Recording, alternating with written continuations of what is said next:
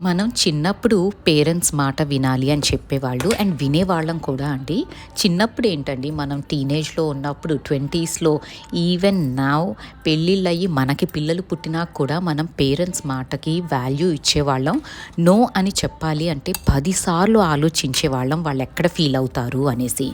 అట్లా బ్రతుకుతున్నప్పుడు సరే మ్యారేజ్ అయ్యి మనకి పిల్లలు పుట్టినప్పుడు ఏదో ఎక్కడో ఒక చిన్న హోప్ ఉండేదండి. సర్లే ఇప్పుడు మేము చెప్పిన మాట వీళ్ళు వింటారు అన్న ఫీలింగ్‌లో ఉండేవాళ్ళం.